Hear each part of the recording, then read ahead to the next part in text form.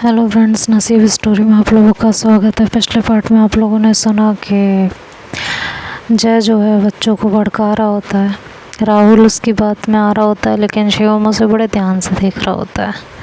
वो शिवम को कहता है, बेटा मम्मी से दूर रहा करो, तुम्हारी मम्मी बिल्कुल भी अच्छी नहीं है।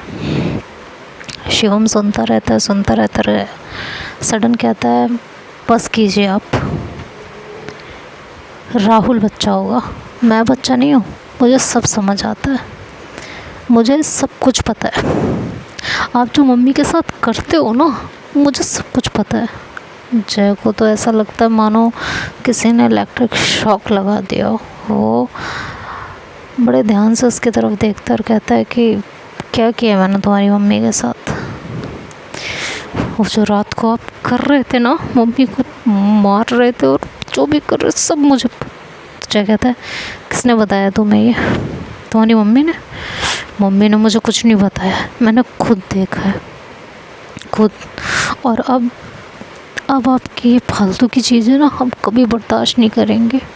बहुत जल्दी हम आपको छोड़ के चले जाएंगे, सृष्टि बुआ के साथ सब चले जाएंगे, दूर चले जाएंगे।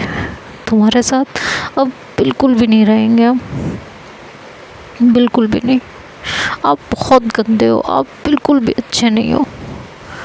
आप जैसे इंसान ही नहीं होना चाहिए। बस अब और ज़्यादा मेरी मॉम को तकलीफ़ नहीं झेलनी पड़ेगी। जब 2 मिनट के लिए तो शॉक्ड होता है उसकी बातें सुन के, और फिर खुद को काम करता है और कहता है, तुमसे किसने कहा कि तुम लोग यहाँ से जा रहे हो? सृष्टि बुआ से। सृष्टि बुआ बात कर रही थी, मैंने सुना था। और अब हम यहाँ एक पल नहीं रुकेंगे, चाहे जो हो जाए। बच्चा कितना भी बड़ा हो जाए, दिमाग तो बच्चों जैसा ही रहता है। शिवम की वो मासूमियत, माँ के लिए वो प्यार, रिस्पेक्ट, दर्द सब छलक के आ गया था बाहर। और उससे अनजाने में एक बहुत बड़ी गलती हो गई थी, जिसका उसे अंदाज़ा भी नहीं था। अनजाने में या गुस्से में, क्या कहें इस चीज़ को। बाप जिस तरह की हरकत कर रहा था, वो फ्रस्ट्रेशन, इरिटेशन बन के सब कुछ सामने आ गया था। जब ये सुनते तो उसका दिमाग घूम गया बिल्कुल कि ऐसा कैसे हो सकता है, सृष्टि ऐसे कैसे छोड़ के जा सकती है मुझे। और वो तुरंत वहाँ से उठता है और राहुल से कहता है कि बेटा तुम आराम करो, मैं अभी आता हूँ। ये कह के वो तुरंत बाहर चला जाता है। रश्मि तभी जो है अपना काम करके निपटी होती है और रूम में गई होती है। उसे इन चीज़ों का कुछ पता नहीं होता, तो वो पहले रश्मि को बाहर ढूंढता है और उसके बाद सृष्टि को कॉल करने की सोचता है, लेकिन पता नहीं क्या सोच के रुक जाता है और सीधे अपने रूम में जाता है। देखता है कि रश्मि वहाँ बैठी हुई होती है। वो आता है, रश्मि का हाथ पकड़ता है ज़ोर से और उसे उठाता है। कहता है, खड़ी हो, क्या प्लानिंग चल रही है तुम्हारी मेरे पीठ पीछे? तुम्हें क्या लगता है तुम कुछ करोगे और मुझे पता नहीं चलेगा? रश्मि थोड़ी सी हड़बड़ा जाती है, उसे समझ में नहीं आता कि वो क्या करे। वो कहती है कि क्या मतलब, कौन सी प्लानिंग? तुम्हारे दिमाग में हर समय यही सब कुछ चलता रहता है क्या? Planning, plotting? हाँ, ज़्यादा बनने की कोशिश मत करो। समझ में आया तुम्हें? मुझे बहुत अच्छे से पता है कि तुम्हारे क्या चल रहा है। समझ में आया? बहुत अच्छे से पता है मुझे। क्या प्लानिंग चल रही है तुम्हारी और सृष्टि की? और सृष्टि तुमसे मिलने आई थी, इतना सुनते ही तो रश्मि के हाथ पैर कांपने लगते हैं। कहती है कुछ भी सोच रहे हो, वो नहीं आई थी, झूठ बोलना बंद करो, ये कह के उसके बालों को ज़ोर से पकड़ लेता है। रश्मि के मुंह से चीख निकलती है। कहती है क्या कर रहे हो, पागल हो गए हो क्या, छोड़ो मुझे। तुम्हें छोड़ दूँ? हाँ सच में? कभी नहीं। तुम्हें छोड़ना होता ना तो इतने पापड़ नहीं बेलता मैं तुम्हारे लिए, कब का छोड़ चुका होता। तुम्हें अच्छी ज़िंदगी शायद रास नहीं आती, तुम्हारे साथ मुझे लग रहा है ये प्रॉब्लम है ना। तुम्हें कितने प्यार से समझाया था आराम से आ रहा हो, और इतने सालों से आराम से रह रही हो, कोई दिक्कत नहीं, कोई परेशानी नहीं हो रही, कुछ नहीं चल रहा, मैं आराम से रह रहा हूँ। अब तो तुम्हारे पास भी नहीं आता, तो मैं छूता भी नहीं हूँ, फिर भी तुम्हें दिक्कत है, फिर भी प्लानिंग प्लॉटिंग चल रही है तुम्हारी। हाँ क्यों मुझे मजबूर करती हो कि मैं तुम्हारे साथ कुछ करूँ? कहाँ जाने का प्रोग्राम बना रहे हो तुम दोनों? टेल मी, अभी इसी वक्त बताओ तुम।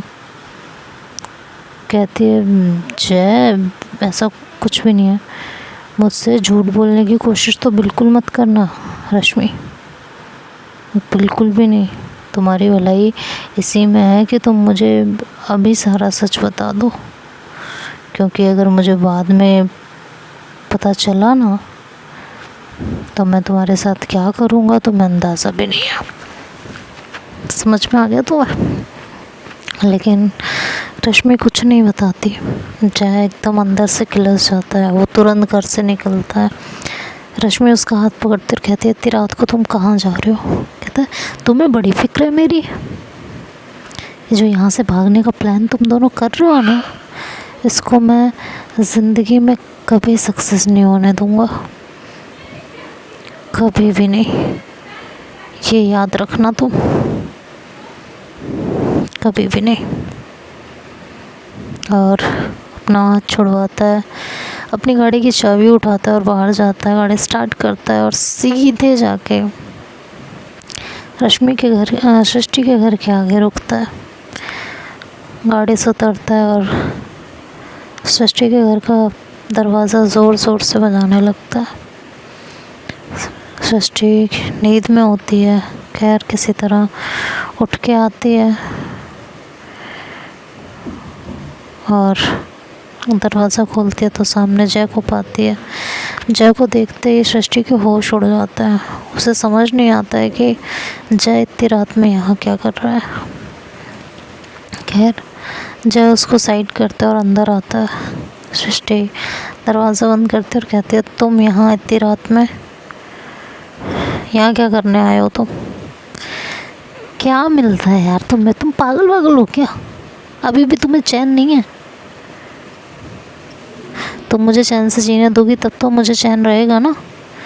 तुमने तो कसम खा रखी है कि तुम ना चैन से जियोगी और ना मुझे जीने दोगी। क्या मतलब है तुम्हारा? एक तो तुम दोनों को मतलब बहुत समझाना पड़ता है, अपने आप कोई मतलब तुम लोगों को समझ में नहीं आता ना। सृष्टि जय की तरफ ध्यान से देख रही होती है, थोड़ी देर देखती रहती है, फिर जय कहता है वो अभी भी समझ में नहीं आया होगा, चलो कोई नहीं मैं ही समझा देता हूँ। ये जो तुमने जाने की प्लानिंग की है ना, ये बंद करो, इसे यहीं स्टॉप कर दो। सृष्टि कहते हो तो तुम्हें पता चल गया, चलो आज नहीं तो कल तुम्हें तो पता चलना ही था, कोई बात नहीं, चल गया तो चल गया, मुझे कोई फ़र्क नहीं पड़ता। अब मैंने प्लान किया है जाने का तो मैं तो जाऊंगी, तुम्हें जहाँ जाना है तुम जाओ, मेरी बीवी से दूर रहो। तुम्हारी बीवी तुम्हारी बीवी वो तब होती जब वो खुद भी तुम्हारी बीवी रहना चाहती। वो तो खुद ही तुम्हारे साथ नहीं रहना चाहती। तुम कब तक इस ख्वाब में जियोगे? चलो सृष्टि, तुम्हें अपनी फ़िक्र तो है नहीं, ये तो मुझे पता चल चुका है। तुम्हें तुम्हारे साथ कुछ भी हो, तुम्हें इस बात से कोई फ़र्क नहीं पड़ता। लेकिन सोचो, अगर रश्मि के साथ कुछ हो तो कैसा लगेगा? अच्छा लगेगा ना? बहुत अच्छा लगेगा। तो सृष्टि एकदम से जय का कॉलर पकड़ लेती है और कहती है, क्या बकवास है ये। कहता है, अगर तुमने अपने दिमाग से उसे यहाँ से भगाने का ख्याल नहीं निकाला ना, तो याद रखना, रश्मि अगर मेरी नहीं तो किसी और की नहीं। और मैं कुछ भी कर सकता हूँ, कुछ भी। पहले भी कहा था और फिर दोहरा रहा हूँ, मुझे किसी से कोई फ़र्क नहीं पड़ता। रश्मि सिर्फ़ और सिर्फ मेरी है, और अगर वो मेरी नहीं तो तुम्हारी तो मैं उसे कभी ज़िंदगी में होने नहीं दूँगा। ये बात तुम अपने दिमाग में अच्छे से डाल लो। आई होप समझ गई होगी। चलो मैं चलता हूँ। तो जगह कॉलर पकड़ के खींचती है और कहती है, क्या करने वाले हो तुम रश्मि के साथ? ये तो मैं बता दूंगा तो मेरे तो सारे पत्ते खुल जाएंगे ना। ये क्यों बताऊंगा मैं तुम्हें?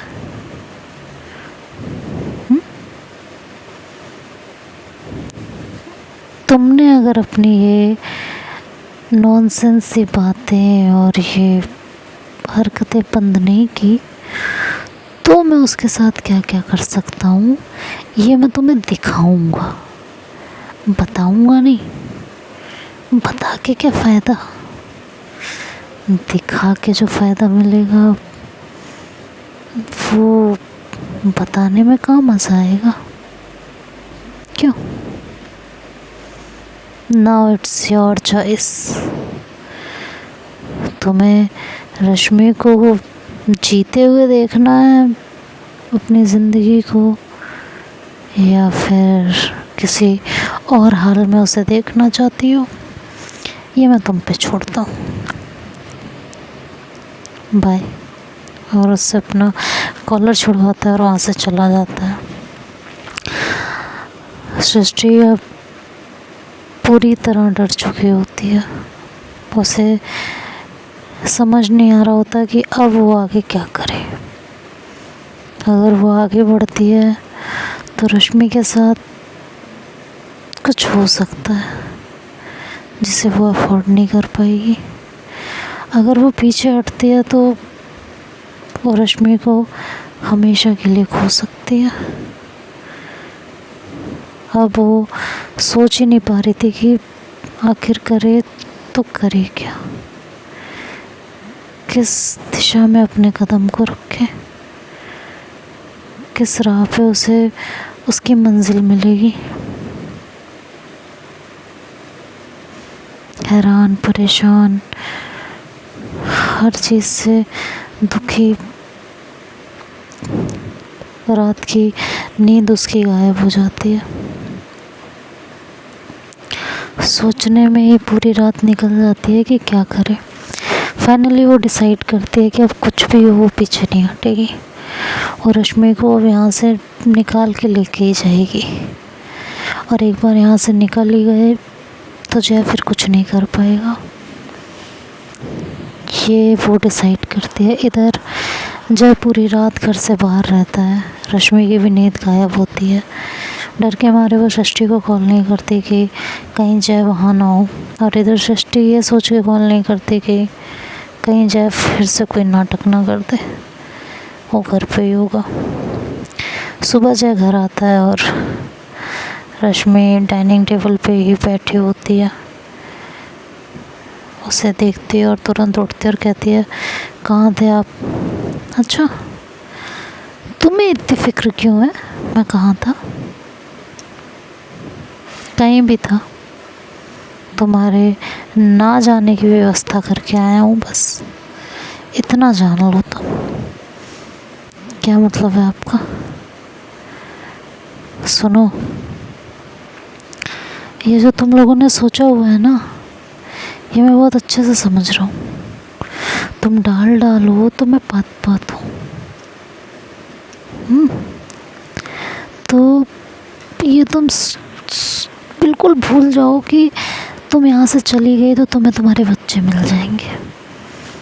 किसी हाल में नहीं मिलेंगे, किसी भी हाल में। और लग रहा है तुम भूल गई हो। ये कह के वो रश्मि का हाथ पकड़ के खींचता है और उसे रूम में लेके जाता है।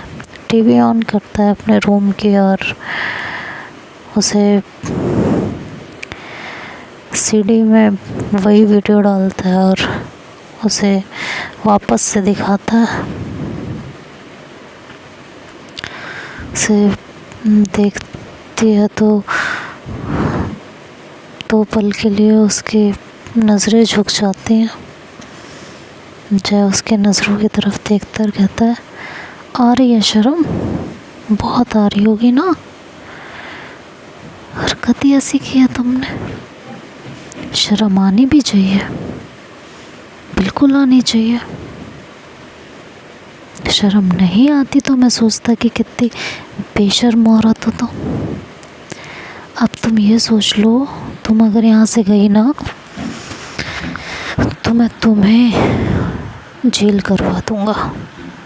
और बच्चे फिर किसके भरोसे रहेंगे वो तुम अपने आप तय करना। और इस वीडियो के सहारे बहुत आसानी से तुम्हें जेल हो जाएगी, बहुत आसानी से। मुझे ज़्यादा पापड़ बेलने की ज़रूरत नहीं पड़ेगी। तो अब ये तुम्हारे हाथ में है कि तुम्हें इज़्ज़त से अपनी ज़िंदगी यहाँ जीनी है या बेइज्जत होके जेल में बितानी है। बच्चों से बहुत प्यार है ना तुम्हें, तुम्हारे बच्चों की ज़िंदगी भी नरक बना दूँगा मैं। ये मेरा तुमसे प्रॉमिस है। अगर तुमने अपनी ये फालतू की ज़िद बंद नहीं की और सृष्टि को मना नहीं किया तो तुम्हें कहीं का नहीं छोड़ूंगा मैं, कहीं का भी नहीं। और ये कह के वो उसका हाथ छोड़ देता है और पीछे पलटता है तो शिवम और राहुल गेट पे ही खड़े होते हैं। और वो वीडियो राहुल और शिवम भी देख लेते हैं। शिवम तो कुछ नहीं कहता, वो बिल्कुल चुप हो जाता है। जो थोड़ा बहुत बात सबसे कर भी रहा होता है वो बिल्कुल चुप हो जाता है। ये देख के सृष्टि बुरी तरह कांप चुकी होती है, सॉरी रश्मि। अब ऐसी सिचुएशन उस किसी माँ के बच्चों के सामने आ जाए तो उसका क्या ही हाल होगा, ये वही जान सकता है जिसके पास अभी बच्चे होंगे या जो इस सिचुएशन से गुजरा होगा।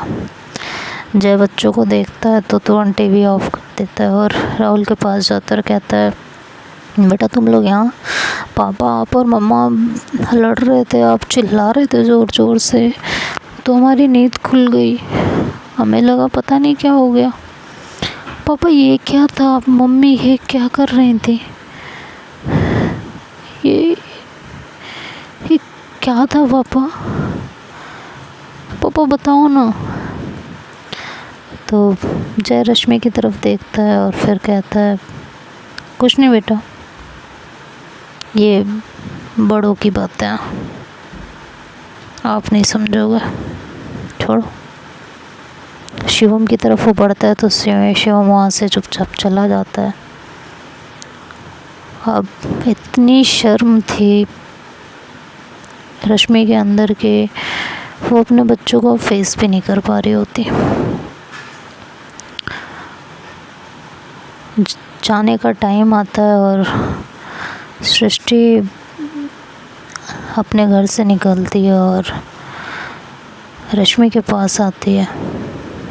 वो वहाँ से जा चुका होता है अपने ऑफिस, उसे अच्छे से धमका के समझा के कि तुम ऐसा कोई भी कदम नहीं उठाओगी कि मैं तुम्हारे ऊपर केस करा दूँ, ये याद रखना। रश्मि भी अब बुरी तरह डर चुकी होती है। उसे अपने बच्चों को खोने का जो डर होता है वो अब बहुत ज़्यादा हो चुका होता है। सृष्टि जब उसके घर पहुंचती है, वो कहती है तुम चलो, मैंने बच्चों के भी वीज़ा पासपोर्ट सब तैयार करा लिए हैं और चलो यहाँ से। एक बार हम यहाँ से निकल जाएंगे तो कुछ नहीं कर पाएगा वो। समझ में आया? मुझे सब पता है क्या क्या हुआ है, कुछ बताने की ज़रूरत नहीं है, बस तुम चलो यहाँ से। कहती है नहीं। कहती है देखो, दिमाग ना ख़राब करो अब इस टाइम पे, चुपचाप चलो। मुझे पता है तुम्हें जो डर सता रहा है, लेकिन ट्रस्ट में कुछ नहीं होगा, कुछ भी नहीं होगा। तभी जय वहाँ से आता है निकल के बाहर से। कहता है बच्चों के और वीज़ा और पासपोर्ट तुमने तैयार कराए हैं? मैं अभी जा रहा हूँ, केस करूँगा। तुम बच्चों को वर्गला के यहाँ से तुम दोनों लेके जा रहे हो, और फिर देखता हूँ कैसे लेके जाती हो तुम। ठीक है, बच्चे यहाँ से गए ना, तो तुम्हारे यहाँ से जाने से पहले ही तुम लोग पकड़े जाओगे।